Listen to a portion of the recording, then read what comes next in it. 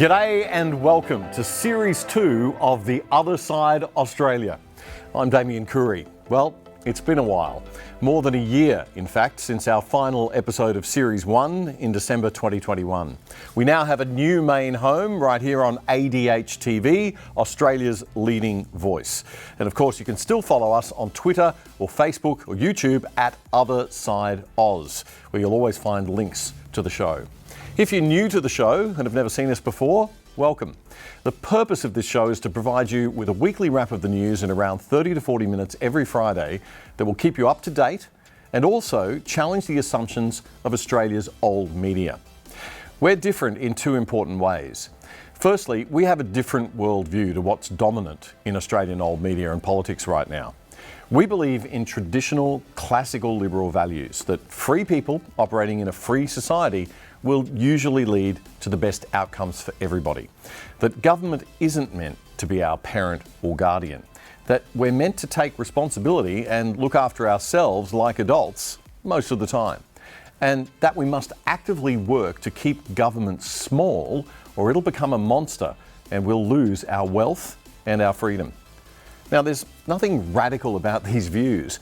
It's called classical liberalism and it's been around for hundreds of years. You just don't hear a lot of it in Australia anymore.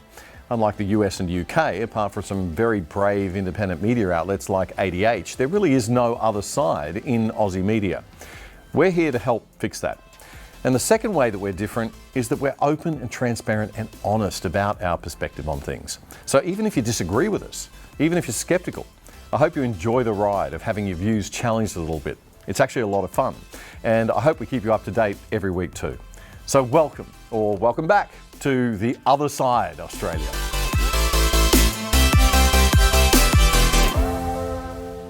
Well, the video of the week goes to Elon Musk's interview with the BBC that was conducted at Twitter headquarters in San Francisco. The BBC reporter foolishly hit the tech business genius with a naive question about hateful speech on Twitter, but then failed to provide a single example or even a coherent definition of what he thinks hate speech is. Content you don't like or hateful? What do you mean to describe a hateful thing? Yeah, I mean, just content that will solicit a reaction, something that may include something that is slightly racist or slightly sexist, those kinds of things. So you think if something is slightly sexist, it should be banned? No, is that what you're saying? I'm not saying anything. I'm just curious. I'm trying to understand what you mean by hateful content, and I'm asking for specific examples. And you just said that if something is slightly sexist, that's hateful content. Does that mean that it should be banned? Well, you've asked me whether my feed, whether it's got less or more. I'd say it's got slightly more. That's why I'm asking for examples. Can you name one example? I honestly don't use. Honestly, I don't. You can't name a single example. I'll tell you why. Because I don't actually use that for you feed anymore. Because I just don't particularly like it. But you said a lot of people are quite similar. I only look at hang on a second. My you said you've seen more hateful content, but you can't name a single example, not even one. I'm not sure I've used that feed for the last 3 or 4 weeks. And then how did you see the hateful content? Because I've been using Twitter since you've taken it over for the last 6 months. Okay, so then you must have at some point seen for you hateful content. I'm asking for one example. Right. You can't give a single one. And I'm saying then I say, sir, that you don't know what you're talking about. Really? Yes, because you can't give me a single example of hateful content, not even one tweet, and yet you claimed that the hateful content was high. Well, that's false. No, what I claimed. You just lied. What I claimed was. There are many organisations that say that kind of information is on the rise. Many organisations, oh, yes. Many social justice organisations who've never liked Twitter, never liked Elon Musk, and most tellingly of all, never complained previously when Twitter was run by left-wing interests. I mean, did this guy do any research at all before this interview? Didn't he see those Twitter execs lined up and torn to bits in the US congressional hearings 2 months ago? One Republican lawmaker back then really let him have it over a ban that she copped for a tweet that they didn't like. So I'll ask again, did you shadow ban my account? Yes or no? Again, not to the best of my recollection. So the answer is, Mr. Roth, yes, you did. I found out last night from Twitter staff that you suppressed my account for this tweet. It's a freaking joke about Hillary Clinton being angry that she couldn't rig her election. It's a joke, but in response, being the sinister overlords that you all are, you placed a 90-day account filter so I could not be found. You silenced members of Congress from communicating with their constituents. You silenced me from communicating with the American people over a freaking joke. Now, who the hell do you think that you are? Election interference? Yeah, I would say that was taking place because of you four sitting here. The Hunter Biden laptop story was suppressed. A sitting member of Congress was suppressed. A sitting president was banned from Twitter. You know, I bet that Putin is sitting in the Kremlin wishing he had as much election interference as you four here today. Ouch. You go, girl. That's US Congresswoman Lauren Boebert from the Colorado Republican Party. Now, let's remember, the old Jack Dorsey-owned Twitter took it upon itself just before the Trump-Biden election in 2020 to ban the New York Post's entire Twitter feed, one of America's oldest and most widely read newspapers, simply because they broke and were reporting on the Hunter Biden laptop story. Imagine if it was Donald Trump Jr. who left his laptop in a repair shop and it had incriminating stuff on it.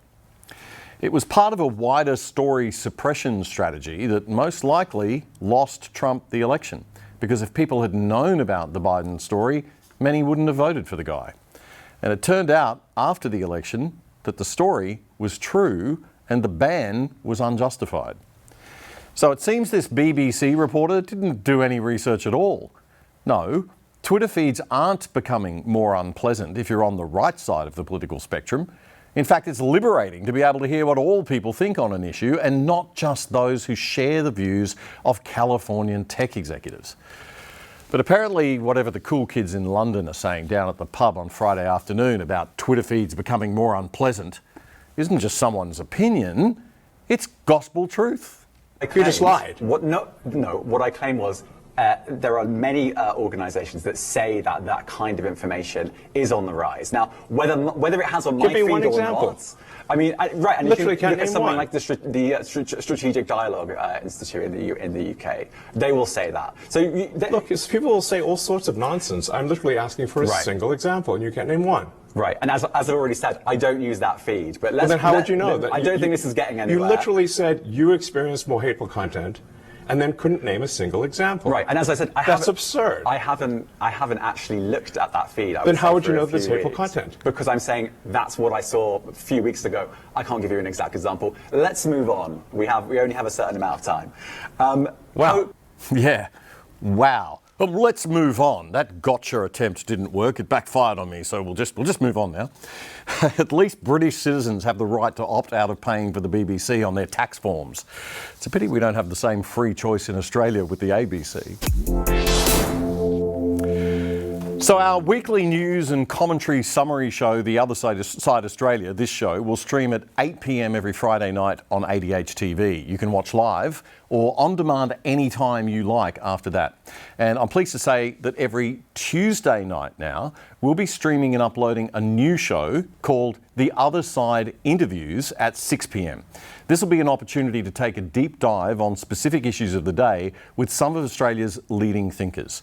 So please support us by telling your friends, grabbing their phones and downloading the ADH TV app for them on your favourite app store. It's on all the app stores. And most smart TVs also have ADH in their app store. So, and we'll be coming to all smart TVs soon. So you do want to get the app on your TV for easy access so you can catch Alan Jones every Tuesday and Wednesday nights at 8 o'clock, Alexandra Marshall on Saturday mornings at 8 a.m, Fred Paul, Dave Pello, Professor Dave Flint, Lyle Shelton, Daisy Cousins, and many other great shows are right here too. ADH TV is Australia's new leading voice and Australia's fastest growing new media platform. The latest data for 2022 deaths in Australia is in, and the Bureau of Statistics has released the complete year's mortality data. It's important because deaths have been well higher than usual, and lots of people are keeping an eye on the numbers. The Bureau says that slightly more than 190,000 people died in 2022, which is just over 25,000 or 15.3% more than the historical average. Now that's more excess death than at any time since World War II. The Bureau says the jump in deaths from COVID in 2022 was significantly above 2020 and 21. 10,000 deaths were recorded as being due to COVID and 3,000 with COVID, meaning due to other causes primarily, but had COVID-19 as a contributing factor. So that's 10,000 COVID deaths. It was the number one cause of deaths in January and July last year when we had the two big Omicron waves. But what were the other 15,000 excess deaths from?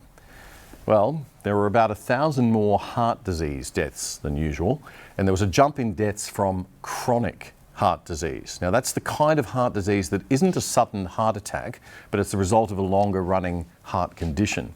Now, usually acute and chronic deaths are roughly the same every year, but the Bureau of Statistics says that in 2022, chronic heart disease was 25% higher than acute heart disease. Cancer deaths were up about 2,500 on 2019. We usually have about 50,000 cancer deaths a year, sadly. Dementia was up quite a lot from around the usual 15,000 to 17,000. The flu, influenza, was down, so it wasn't influenza. And cerebrovascular diseases, strokes and aneurysms and things like that, were also not any higher. But if you add all these major death causes up, we're still not quite at the 5,000 mark. And that leaves a good 10,000 deaths still unexplained. Now, the Bureau of Statistics just crunches the numbers. They leave it to the experts to do the analysis, which is fair enough. But what is our government doing to try to find out the cause? I mean, given the billions we spent on COVID and the massive debt we racked up and the unprecedented infringements on our civil liberties that we all endured, surely this 10,000 extra deaths is a crisis worthy of serious investigation. Well, no. Sorry. There was a motion in the Senate 2 weeks ago, sponsored by United Australia Party Senator Ralph Babet, to hold an inquiry. The motion was, of course, immediately voted down by crossbench senators because, well, you can't possibly let someone from one of those parties be taken seriously, darling. And the senators on the crossbench are mainly Greens, remember, and they'll reflexively balk at anything suggested by a Conservative or centre-right politician. Queensland Liberal National Party Senator Gerard Rennick spoke in support of the motion, insisting Australians deserve an inquiry. Yeah, we do, but we're not going to get one.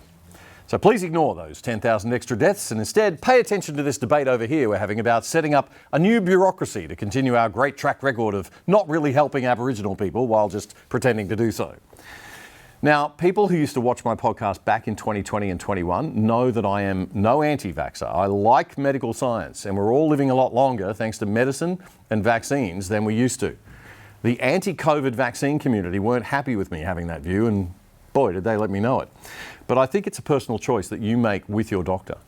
I am, and have always been, strongly anti-vaccine mandates, because nobody has the right to tell you what you can and cannot put in your body, especially when we're talking about a new medical technology like mRNA technology. I was slammed for that position too at the time. Some people said it was irresponsible because of the social case for getting vaccinated. Well, we now know that the vaccine doesn't stop transmission. So the only social case for mandating vaccines is to stop hospital beds filling up because people get sicker if they aren't vaccinated.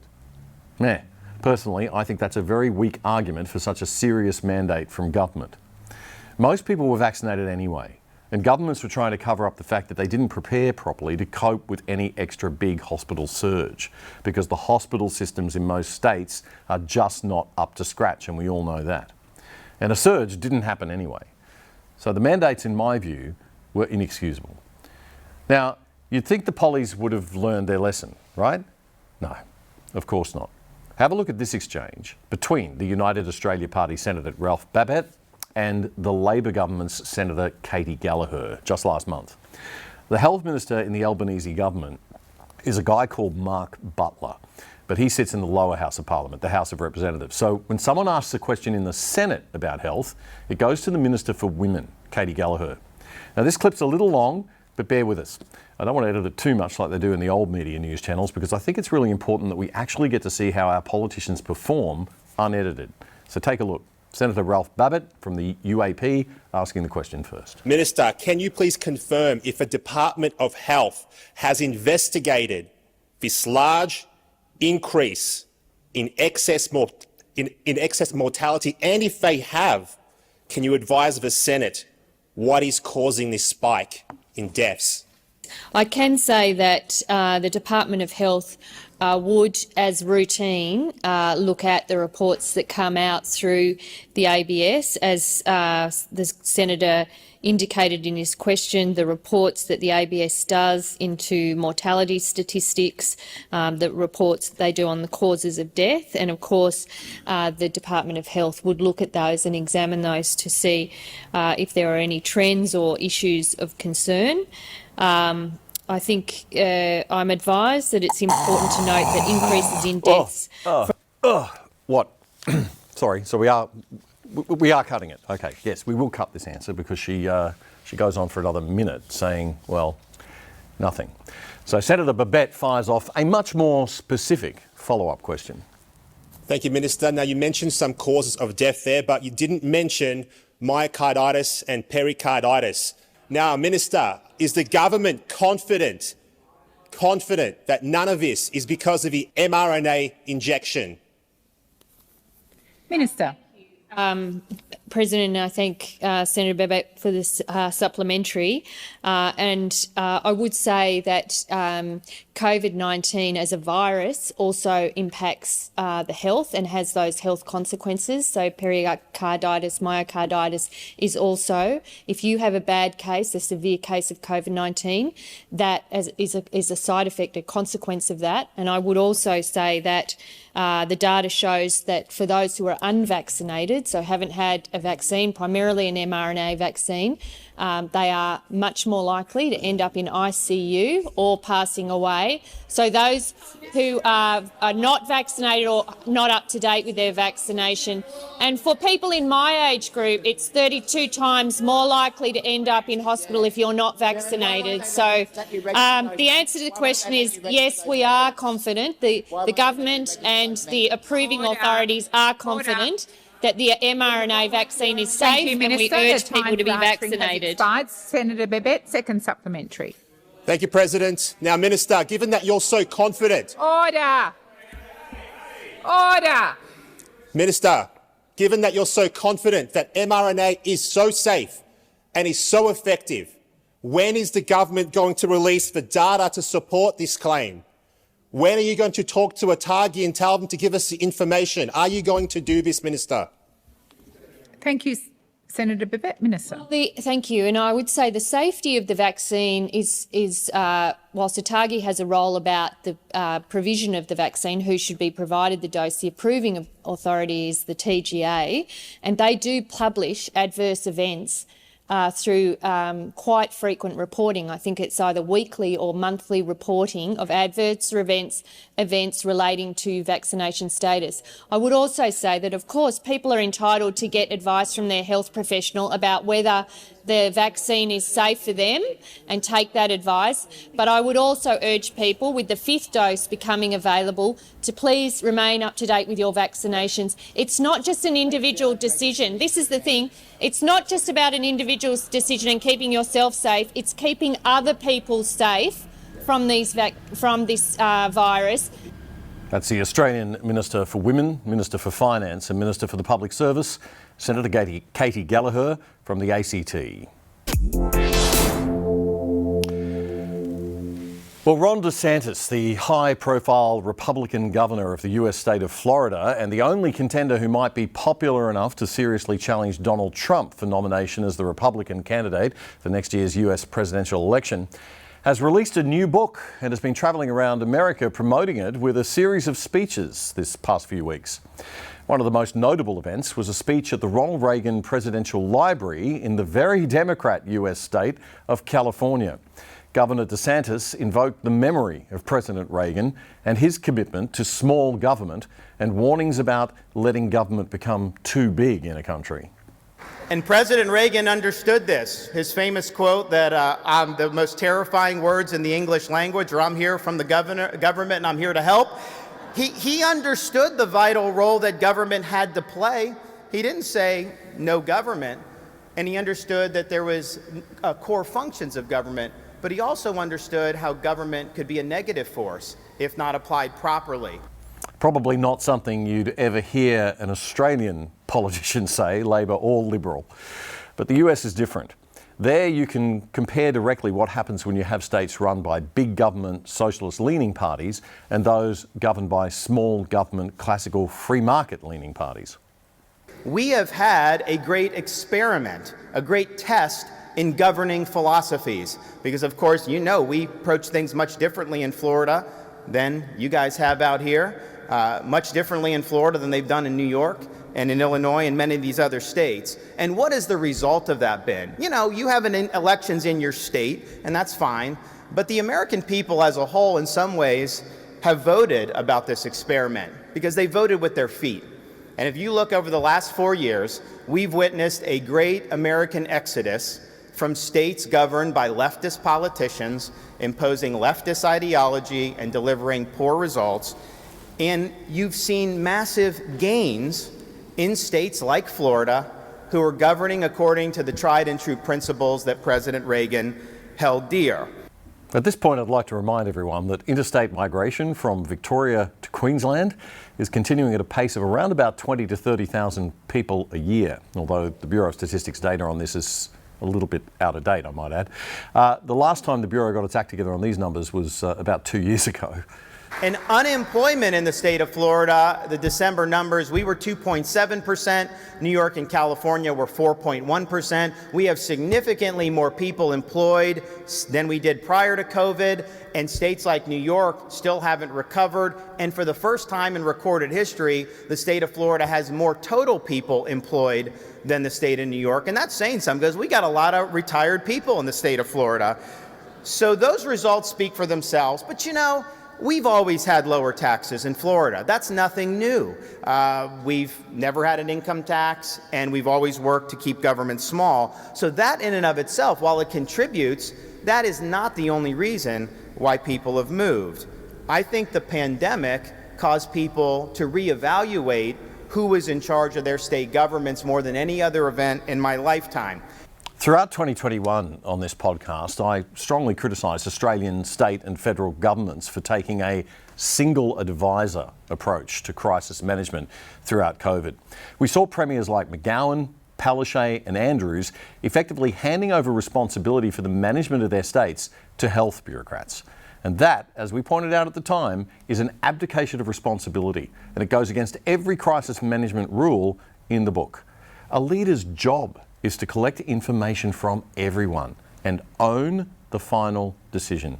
You can't run a health crisis that affects the economy, civil liberties, human rights, and people's jobs and small businesses just by listening to the epidemiologists alone. Otherwise, you might end up seriously harming more people later from the unintended consequences of lockdowns and mandates than the virus itself could have harmed. It was grossly irresponsible. In America, Ron DeSantis, as governor of Florida, the equivalent of an Australian state premier, is famous for not going with the trend of taking the health advice as supreme, and instead listening to all advisors, putting the health advice right at the top, but listening to everybody and carefully considering all the possible unintended consequences. And you had to make a decision about how you were going to handle that. Were you, as the governor, going to look at everything, consume the data yourself, be mindful of your state's economic well-being, the education of your kids, yes, health in terms of COVID, but also health in terms of every other thing? Or were you going to basically subcontract out your leadership to health bureaucrats like Dr. Fauci? Well, in Florida, we were mindful of President Eisenhower warning in his farewell address about the dangers of allowing a scientific technological elite to get a hold of public policy, because Eisenhower observed they don't see the full picture. They are focused on one narrow aspect. And so you consult with that, but a statesman's got to harmonize all the different competing interests in society. Fauci doesn't know anything about the economy. He doesn't know anything about education. He doesn't know anything about your rights. Indeed, he doesn't care about your rights. And nor should he. He's supposed to focus on the health side and advise the leader, who's then supposed to take all the other advice and make and own the decision. Now, this is something that escaped Palaszczuk, Morrison, McGowan and Andrews somehow. We need more leaders like DeSantis everywhere in the Western world, not virtue signalers, leaders. It was never a case of health versus the economy. It was a case of health versus health. Our pathetic media in Australia focused only on the silliest of numbers. They never challenged the authorities about the scope of their thinking. And now we have huge excess death numbers, and 10,000 of which are unexplained. And so when the world went mad, when common sense suddenly became an uncommon virtue, Florida stood as a refuge of sanity, a citadel of freedom for people throughout the United States and indeed throughout the world. We refused to let our state descend into some type of Faucian dystopia where people's rights were curtailed and their livelihoods were destroyed. We made sure people had a right to work, and we got people back to work and businesses back open. We made sure that every school in the state of Florida in that 2020 school year was open because people needed to be in school. Governor DeSantis, who was re-elected in November last year with a significantly increased majority, take note, Liberal Party people, said he refused to allow Florida to become a biosecurity state, insisting that, shock, adult citizens make their own medical choices. And so we did things like ban vaccine passports in the state of Florida. Some states said, you want to go stay in a hotel, go to a restaurant, you got to cough up your vax papers on these mRNA shots. And we said that's none of their business. Everyone has a right to participate in society. That's a personal choice that you make, whether to take that or not. And we're not going to let you be excluded. So what happened in Florida without vaccine passports and apps like we had everywhere in Australia? Did people start dropping like flies? Did hospitals get overrun with the evil unvaccinated? Yeah. No. In 2021, Florida firstly set a record for domestic tourism. California had declined by 22%. New York City was down 43% during COVID. Florida accounted for almost half the US tourism from foreign countries. So people knew if you're going to spend your hard-earned money and you want to go on vacation, you actually want to be on vacation. You don't want to get hit up for medical papers or told you have to wear a mask or do all these other things. They knew they could come to Florida and they knew they'd be free. And this is not just something that we beat our chest about because we're more free. This had a direct impact on the livelihoods of hundreds of thousands of people who work in our tourism and hospitality industry. Yeah. Did you catch that? People, humans, their lives, their well-being, their livelihoods, and their health. Things that matter. I hear too many people in Australia say, oh, all these people care about on the right is the economy. They don't care about people's health. The economy is people's health. But let's put all of that aside. Let's forget about human rights, individual civil liberties, and silly stuff like the economy for a minute. I mean, the half of Victorians who voted for Labor, the Greens or other left-wing parties at the state election last year, they clearly don't care. They're clearly happy to make the rest of us do what we're bloody well told based on the decrees of health bureaucrats. And they're happy to let police use significant force on the rest of us to get their own way. They don't care about civil liberties or the economy or jobs or small business or kids' education or mental health. They care about shutting down right-wing nut jobs and just one number. The COVID death toll, just that one number. So all of this sacrifice we all made was for our own good, right? That's what they told us. I mean, Florida must have COVID death everywhere compared to Canada and New York. California and New York, right? Florida had less increase in excess mortality than both New York and California. See? Wait, what? Could you repeat that, please, Governor? And every state saw an increase in excess mortality. Unfortunately, that's what happens in a pandemic. Florida had less increase in excess mortality than both New York and California. So all the mandates, all those other things, Florida had less of an increase. Oh. We also understood that this being a personal decision with respect to these shots, nobody in the state of Florida was going to be put to have to choose between a job they needed and a shot they didn't want to take. We protected all of our employees from the mandates. Wow. We need a royal commission into the Australian federal government and state handling of this pandemic. Our nation is now $1.5 trillion in government debt and rising. Our kids are going to have to pay that back. Our kids lost valuable time at school. They've had their development hindered as a result. Thousands of people lost their jobs. Thousands more suffered from the isolation of pointless lockdowns. This was the greatest episode of misgovernment our nation has ever seen, and we cannot let this pass without careful review. You can reach out to us anytime at The Other Side by emailing us at info@othersideoz.com. That's just info@othersideoz, A-U-S, not O-Z, I don't like the O-Z, AUS.com. If you'd like to be added to our mailing list, you can just put add me or opt in the body of your email and we'll put you on the mailing list. So don't forget to join us every Tuesday night on ADH or anytime on demand also for The Other Side Interviews, our weekly interview show. This show, our weekly summary show, will drop every Friday night and our interview show every Tuesday night. And this week on the interview show, my guest is Campbell Newman, the former Liberal Party Lord Mayor of Brisbane and Premier of Queensland, who was the son of not one, but two federal Liberal ministers. You don't get more Liberal than that. But he resigned from the party in 2021 in disgust at how far it had strayed from traditional classical Liberal values. He joined the Liberal Democrats, ran for the Senate in Queensland at the last federal election, but wasn't elected.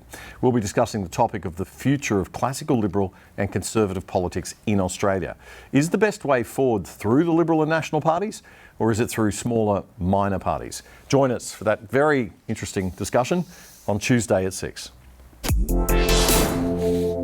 Australian Senator Jacinta Price has inspired the nation with her exceptional maiden speech to Parliament when she took her seat in the Senate for the first time last July. It really should be lauded as one of the all-time great political speeches in our country. It's been decades since I've heard anything as inspiring from an Australian politician. For our international viewers, Jacinta Price is an Aboriginal Australian woman who wholeheartedly rejects the doctrine of victimhood. She was elected to her hometown council in 2015, where she fought relentlessly to improve the lives of Indigenous children by tackling head-on the real issues that face Indigenous Australians, like domestic violence and alcohol dependence. In our federal election last May, she was elected to the Australian Senate, representing the Northern Territory.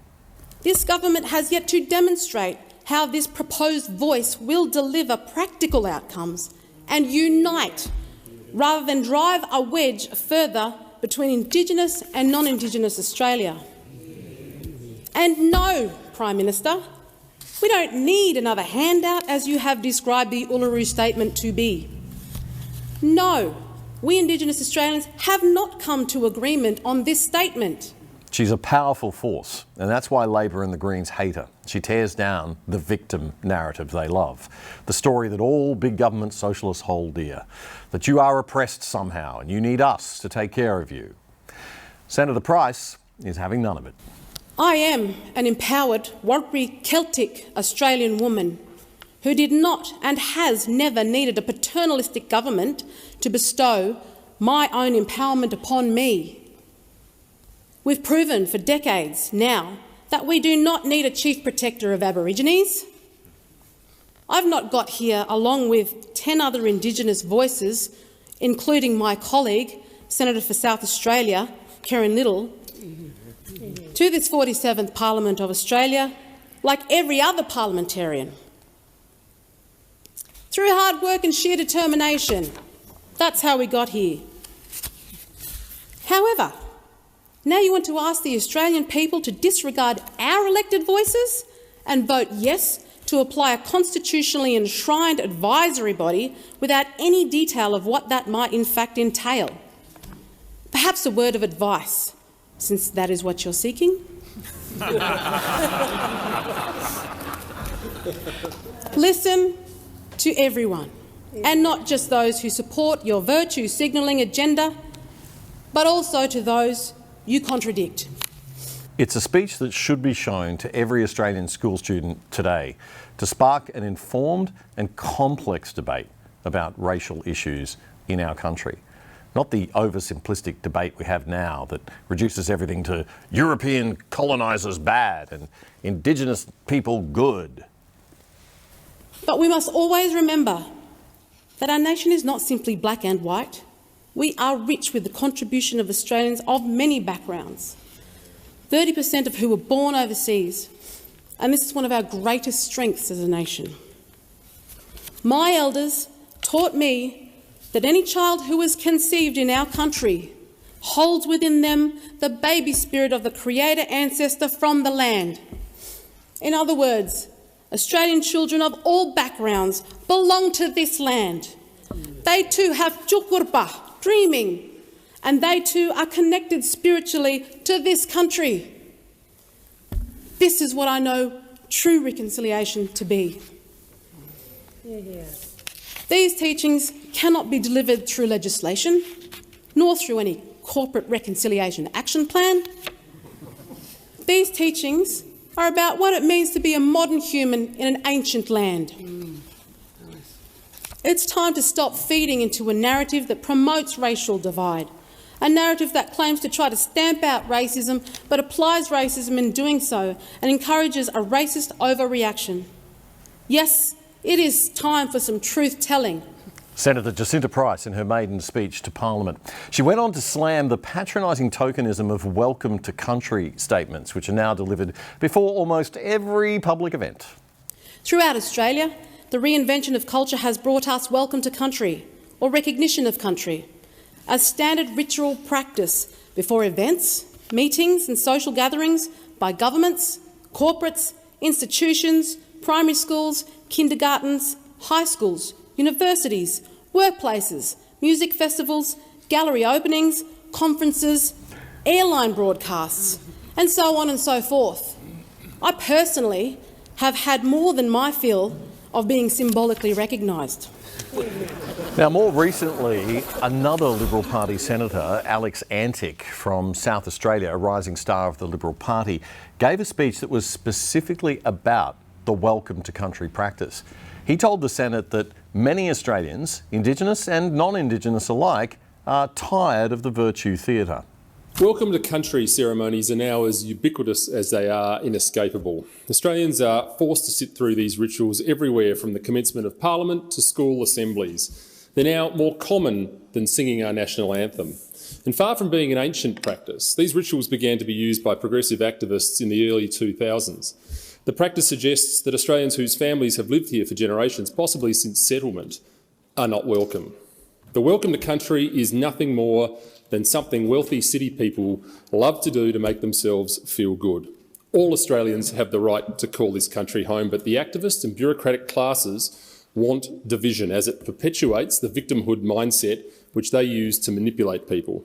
And by the way, when's reconciliation actually going to be achieved? What does it look like practically? Will it be achieved when we've got a treaty? When it will be achieved when Australians are paying some sort of rent tax? Or perhaps when there's a new Indigenous nation that will further divide Australians?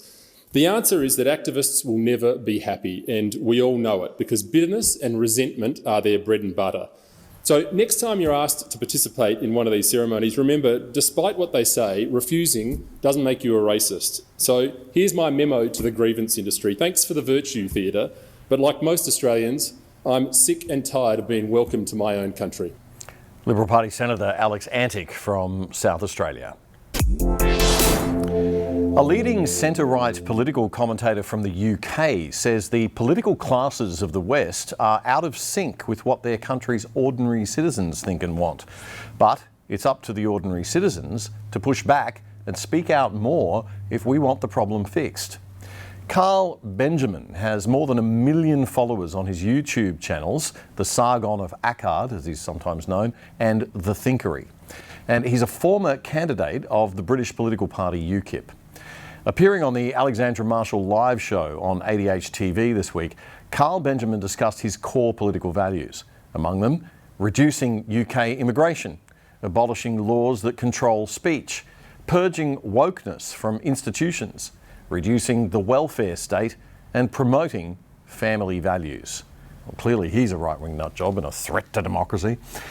Benjamin says these values are held by most people in Western liberal democracies, and politicians and the political elites in media, education and the corporate world are simply out of step. They simply have a very different and very left-wing perspective on what politics should be. And this, I mean, we should be aware that this was the great project of the left, to essentially capture the political discourse and render certain things out of bounds using political correctness as a weapon. And they've been very successful about this. And we should recognize this and reframe ourselves outside of their paradigm, because unless you want transgender children, unless you want criminals to be treated as victims of society rather than authors of evil actions, then you will always find yourself in the left-wing paradigm essentially committed to these premises, and I'm not committed to these at all. I think that they're completely wrong. I've spent many years analysing each argument from the left in detail, and I've come to the conclusion that they're all just simply false. They're just wrong and bad arguments.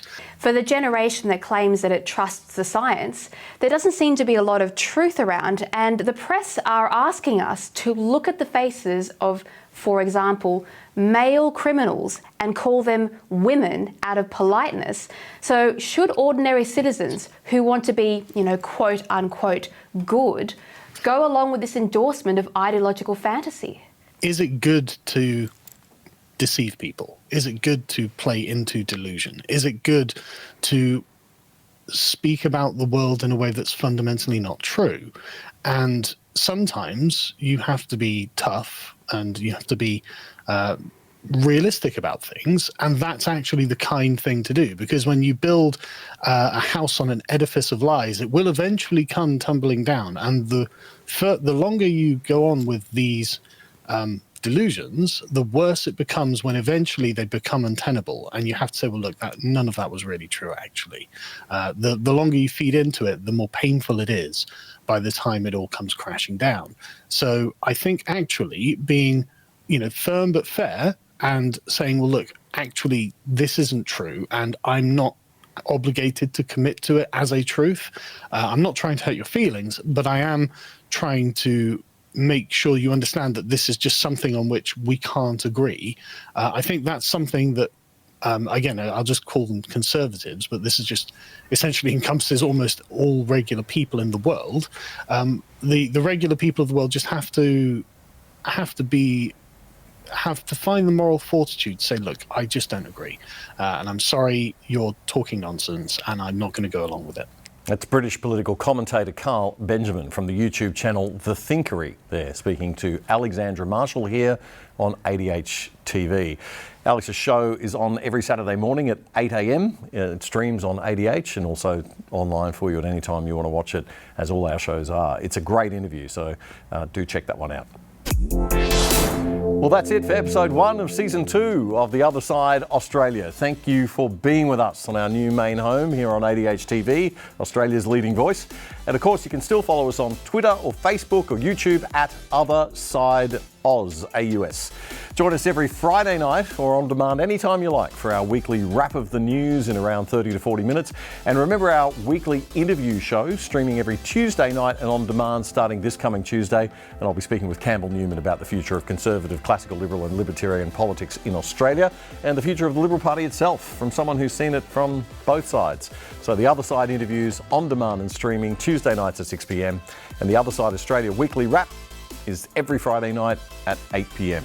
But please do support us by telling your friends, downloading the ADH TV app for them on their phones and their smart TVs, and we'll catch you next week.